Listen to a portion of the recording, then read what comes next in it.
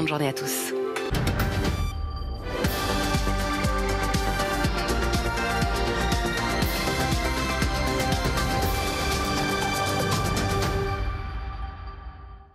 Bonjour à tous, il est 12h30, il est temps de faire un nouveau point sur l'actualité avec d'abord le coronavirus évidemment et ce conseil du ministre de la Santé, la prise d'anti-inflammatoires pourrait être un facteur d'aggravation de l'infection, c'est ce que dit Olivier Véran.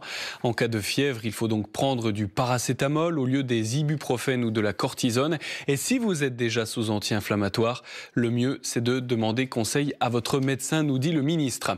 Dans ce contexte, les hôpitaux de Paris n'ont jamais été confrontés à un phénomène d'une telle ampleur. C'est ce que dit Martin Hirsch, le patron de la PHP.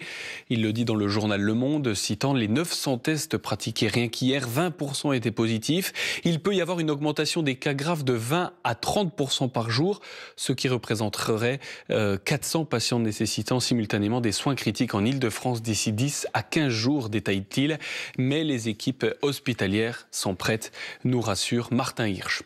Le président de la Fédération du commerce et de la distribution se veut lui aussi rassurant. Il n'y aura pas de pénurie, dit-il sur France Info. Il n'y a aucune raison d'acheter des kilos de pâtes par avance.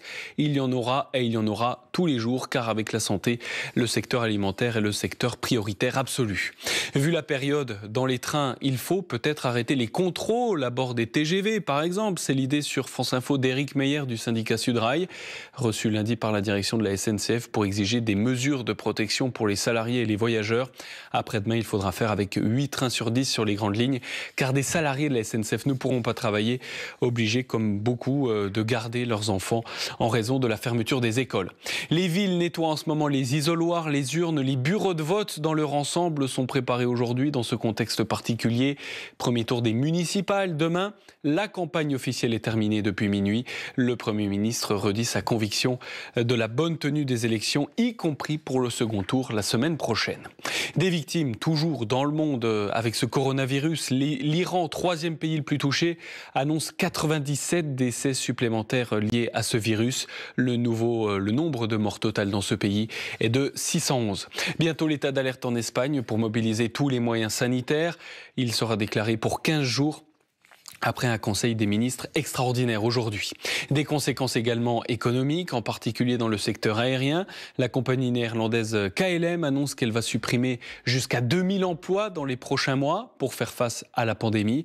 Et Apple décide de fermer tous ses magasins à travers le monde jusqu'au 27 mars, partout sauf en Chine où l'épidémie se calme. C'est la dernière course d'un immense champion aujourd'hui. Le biathlète Martin Fourcade sera au départ de l'épreuve de poursuite à Kontiolahti en Finlande et après, il prendra sa retraite sportive, 5 fois champion olympique, 11 fois champion du monde et cet après-midi, il peut remporter son 8e gros globe de vainqueur du classement général de la Coupe du Monde. Départ 13h45. On vous tient au courant évidemment du biathlon et surtout du coronavirus. Merci d'être avec nous sur France Info. Bon appétit si vous êtes à table.